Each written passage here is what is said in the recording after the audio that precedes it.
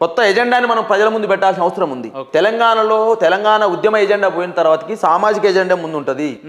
కొంత ఈ సామాజిక ఎజెండా ఎందుకు వస్తున్నదంటే కొంత చదువుకున్నటువంటి నాయకత్వం, చదువుకున్నటువంటి విద్యార్థులు, చదువుకున్న యువత కొంత రాజకీయాల పట్ల మక్కువ పెరుగుతుంది. వాస్తవానికి ఆ మక్కువ పెరుగుతున్న సందర్భంలో మేము కూడా రాజకీయ నాయకులుగా తయారు కావాలనే ఆలోచన విధానం కింది స్థాయిలో ఉన్నటువంటి ఎస్సీ, ఎస్టీ, బీసీ, మైనార్టీ వర్గాల్లో కలుగుతూ ఉంది.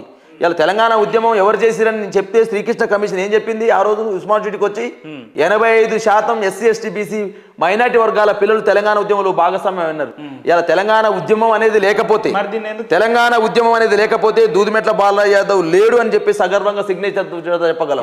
ఆ తెలంగాణ ఉద్యమంలో భాగస్వామ్యమైన దూదిమెట్ల బాలరాజ్ యాదవ్ ను ఒకవేళ కేసీఆర్ గారు ఇలా గుర్తించి కార్పొరేషన్ చైర్మన్ చేయకపోతే ఇలా దూదిమెట్ల బాలరాజ్ యాదవ్ మీ ముందు మాట్లాడేవాడు. అరే మీరు చైర్మన్ అవ్వడం గొప్ప విషయం అంటారు కానీ మిమ్మల్ని చైర్మన్ పదవికే అంకితం చేయడం మిమ్మల్ని అవమానించినట్టు అని నేను అంటున్నా. ఇప్పుడు ఉపేందర్ ఒక్కొక్క కాలము, ఒక్కొక్క సమయము, ఒక్కొక్క తీరుగా సమాధానం చెప్తాను. ఇవాళ నువ్వు అనుకోవచ్చు నేను చైర్మన్ కావడం తక్కువ పోస్ట్ అని నువ్వు అనుకోవచ్చు.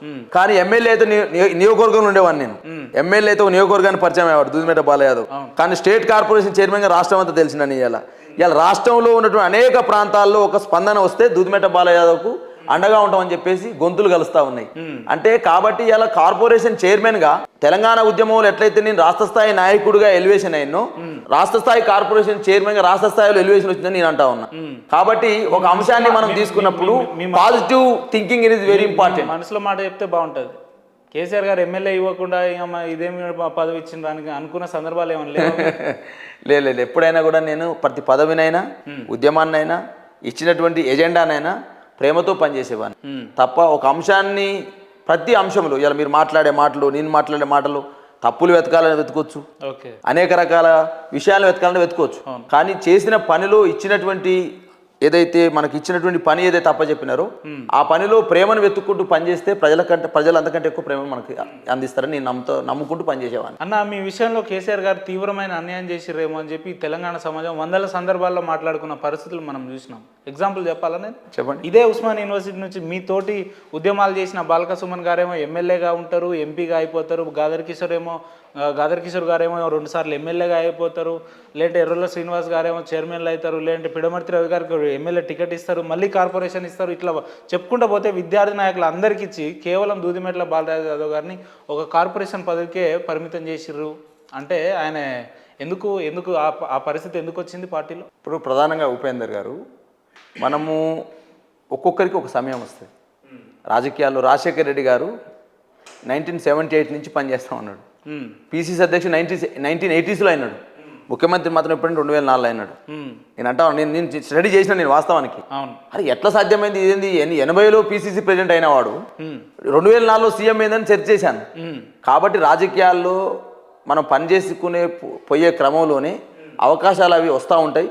ఓ సందర్భంలో వచ్చిన అవకాశాన్ని మనకు ఉన్నటువంటి సందర్భము, సమయం మనం హక్కును చేర్చుకోకపోవచ్చు, దాన్ని అందిపట్టుకోకపోవచ్చు. ఆ క్రమంలో నేను మిస్ కావచ్చు. నేను వారితో పాటుగా కేసీఆర్ గారు నాకు 100% నాకు అవకాశం ఇచ్చినారు. ఆ వచ్చిన అవకాశాన్ని నేను అప్పుడు ఓడేసి పట్టుకోలేకపోయినాను. కాబట్టే 2021 దాకా ఆగలినాను. 2021లో కూడా నేను చెప్తున్నా ఉపేందర్, మీ టీవీ ద్వారా చెప్తా ఉన్నా, ఎవ్వరు నాకు రెఫర్ చేయలే. అంటే వాస్తవానికి చిన్న చిన్న పదవులు వస్తే వార్డ్ మెంబర్ అయితేనో, సర్పంచ్ అయితేనో, కౌన్సిలర్ అయితేనో, ఎంపీటీసీ అయితేనో, కాస్త కొంచెం ఎమ్మెల్యే అయితేనో వేషం మారుతుంది, భాష మారుతుంది, చూపు మారుతుంది, మనం పలకరింపు మారుతుంది. కానీ వ్యవహార శైలే మారిపోతుంది టోటల్గా. కానీ 2014లో సీఎం అయినటువంటి కేసీఆర్ గారు 2021లో ఎవరి రెఫరెన్స్ లేకుండా తెలంగాణ ఉద్యమంలో ఈ బిడ్డడు కష్టపడ్డాడు, ఒక బడుగు బలైన వర్గాల బిడ్డడు, మాతో పాటుగా తెలంగాణ ఉద్యమంలో అడుగేసినట్టు. కాబట్టి ఈ బిడ్డనికి ఒక పదవి ఇవ్వాలని ఆలోచన చేసింది గొప్పతనం కాదంటారా? మీరు ఇవ్వనిదానే చూస్తా ఉన్నారే. అంటే ఇవ్వలేదు, ఎమ్మెల్యే ఇవ్వలేదు కాబట్టి కేసీఆర్ మీకు అన్యాయం చేశారని మాట్లాడుతూ ఉన్నవే. కాబట్టి మిమ్మల్ని అందరు మీ ఫ్రెండ్స్ అందరికి ఇచ్చిర్రు, నీకు ఇవ్వలేకపోయారు అన్యాయం అంటున్నారే. నేను అంటా ఉన్నాను మీ టీవీ ద్వారా, నేను చెప్తా ఉన్నా. మరి ఇవాళ ఎటువంటి రెఫరెన్స్ లేకుండా, ఎటువంటి ఆలోచన లేకుండా ముఖ్యమంత్రి అయ్యి 8 ఏళ్ల తర్వాత కూడా దూదిమెట్ల బాలరాజ్ యాదవ్ అనేటువంటి బిడ్డడు, బడుగు బలైన వర్గాల బిడ్డడు ఈయన పికప్ చేయాలని ఆలోచన వచ్చినందుకు గొప్పతనం ఎందుకు అనుకోవద్దు? కేసీఆర్ గారు జోకాల్సిన అవసరం నాకు లేదు, వాస్తవాన్ని చెప్పాల్సిన అవసరం నాకు ఉంది అంటున్నా. మీరు దీన్ని దోకడు అనుకుంటారు, నేను వాస్తవాన్ని నేను అనుకుంటా, అంతే తేడా. ఏందన్నా కేసీఆర్ గారు మీ విషయంలో చేసిన వాస్తవం ఇదేనా? 100% వాస్తవమే చేశాడు. చేయగలిగే అర్హతలు ఉన్నప్పటికీ అన్ని ఈక్వేషన్లు మీకు పాజిటివ్గా ఉన్నప్పటికీ మిమ్మల్ని ఒక పక్కన పెట్టేసారు నేను అంటుంటే మీరు దాన్ని నెత్తికే పెట్టుకుంటున్నారు ఎందుకన్నా నెత్తి మీద. ఉపేందర్ నేనేమనుకుంటున్నా అంటే 2014లో కాక నేను ఎమ్మెల్యే అయితే 30 సంవత్సరాలు రాజకీయాలు ఉండకపోదునేమో, నాకు అన్ని తెలియకపోయేదేమో. కానీ 2014 తర్వాత నాకు టికెట్ ఇవ్వకుండా 2021లో నా కార్పొరేషన్ చైర్మన్ చేయడం ద్వారా మొత్తం నేర్చుకున్నాను నేను. ఎక్కడ ఉండాలి, ఎక్కడ తగ్గాలి, ఎక్కడ పెరగాలి, ఎక్కడ లౌక్యంతో ఉండాలి. రాజకీయం అంటే ఒక సమీకృతమైనటువంటి ఒక వ్యవస్థ. అది అన్ని అంశాలని మమేకం చేసుకోవాల్సిన అవసరం ఉంది. ఆ క్రమంలోనే ఈ 2014 ఒకవేళ నేను ఎమ్మెల్యే ఇస్తే అప్పటికే 5 సంవత్సరాల నుండి పడిపోతున్నాము. కానీ 2021లో కార్పొరేషన్ చైర్మన్ చేయడం ద్వారా చాలా అంశాలు నేర్చుకున్నా నేను. ఇవాళ 30 సంవత్సరాలు ఈ రాష్ట్ర రాజకీయాల్లో దూదిమెట్ట బాలరాజు యాదవ్ ఉంటాడని చెప్పేసి చైర్ గురించి చెప్పగలను నేను. అంత బలంగా తయారు కాగలను నేను. అంటే బలం కాలం అనేది మనిషిని తయారు చేస్తానని చెప్పేసి అంటున్నా కదా. ఈ 2014 నుంచి 2021 వరకు అనేక అంశాలు నేర్చుకున్నారు. మీరు 30 ఏళ్ళు ఎవరు మనల్ని గుంజగలుగుతారు? 30 ఏళ్ళు రాజకీయాల్లో ఉండడం ఒక ఎత్తు అయితే ఈ 30 ఏళ్ళు టీఆర్ఎస్ లోనే ఉంటాడా బాలరాజు యాదవ్ గారు అనేది ఇంకొక ఎత్తు. నేనేమంటున్నంటే రాష్ట్ర రాజకీయాల్లో కేసీఆర్ గారి నాయకత్వం తర్వాతకి గులాబీ జెండాను బొందలు కలుపుతామని ఒకడు, 100 ఫీట్లలోకి తొక్కుతామని ఒకడు, గులాబీ జెండాను తీసేస్తామని ఒకడు చాలా రకాలుగా మాట్లాడుతూ ఉన్నారు. ఇవాళ గులాబీ జెండాకు కేసీఆర్ గారి తర్వాతకి వెపన్స్ లాంటి కార్యకర్తలు ఉన్నారు. కేసీఆర్ తర్వాతకి బీఆర్ఎస్ నడిపించడం కోసం ఇవాళ కేటీఆర్ లాంటి యువ నాయకుడు ఇవాళ భాషలో కావచ్చు అన్ని రకాల యాక్టివిటీస్లో ముందున్న నాయకుడు మా పార్టీ వర్కింగ్ ప్రెసిడెంట్ కేటీఆర్ ఉన్నాడు. కాబట్టి ఇలా బీఆర్ఎస్ పార్టీని బొంద పెడతామన్న వాళ్ళు, బీఆర్ఎస్ పార్టీ 100 ఫీట్ల దూరంలో తొక్కుతున్న వాళ్ళు ఇవాళ నేను మీ టీవీ ద్వారా చెప్తా ఉన్నా, ఒకవేళ వాళ్ళు 100 గ్యారంటీలు కాక అమలు చేయకపోతే వాళ్ళ పార్టీని 1000 ఫీట్ల దోతులో ప్రజలు దొక్కడానికి సిద్ధంగా ఉన్నారు.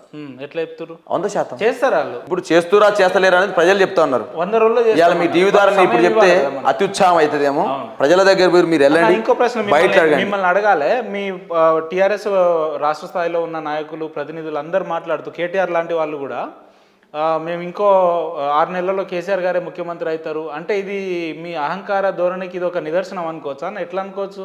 ప్రజాస్వామ్యబద్ధంగా ఎన్నుకోబడిన ఎమ్మెల్యేలను ఉద్దేశిస్తూ టీఆర్ఎస్ వాళ్ళు మాట్లాడుతుంటే ప్రజలంతా నవ్వుకుంటున్న పరిస్థితి.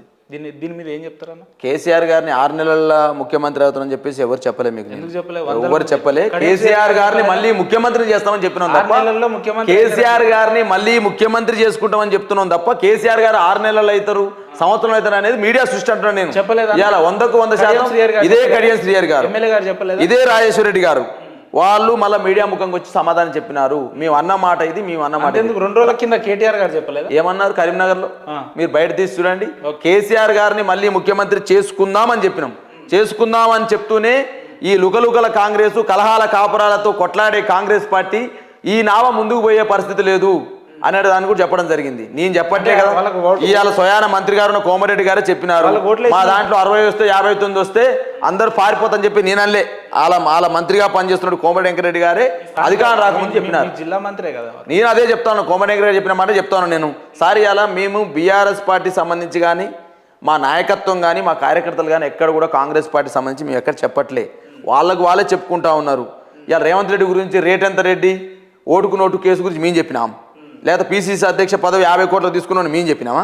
వాళ్ళ సంబంధించిన నాయకులే, వాళ్ళ సంబంధించిన లీడర్లే మీడియా ముఖంగా వచ్చి మీ మాణిక్యం ఠాగూర్కి 50 కోట్లు ఇచ్చి పీసీ ప్రెసిడెంట్ తీసుకురని చెప్పేసి వాళ్ళ లీడర్ చెప్పినారు. ఆ మాటను మేము చెప్తే మమ్మల్ని అంటారని మాట్లాడుతా ఉన్నాం. వారే ఒక ప్రముఖ ఛానల్లో మంత్రిగా పనిచేస్తున్న కోమటి వెంకరెడ్డి గారు చెప్పినారు 59-60 సీట్లు తక్కువ వస్తే మా దాంట్లో ఎవరు ఉండరని చెప్పేసి వాళ్ళే చెప్పినారు. కేటీఆర్ గారి మీద పరువు నష్టం దావా చేస్తాడంట 50 కోట్ల మీద. ఎవరైనా పరువు నష్టం దావా కోర్టులో కేసు వేస్తాడంట. వేస్తే కోమటిరెడ్డి వెంకరెడ్డి మీద వేయాలి, వేస్తే హనుమంతరావు మీద వేయాలి, వేస్తే జగ్గారెడ్డి మీద వేయాలి. మా మీద వేస్తే ఉంటుంది ఆయన. నేను ఏమంటున్నంటే ఇవాళ రేవంత్ రెడ్డి గారిని ఎప్పుడైతే ఆయన దావోస్ పర్యటన పోయారో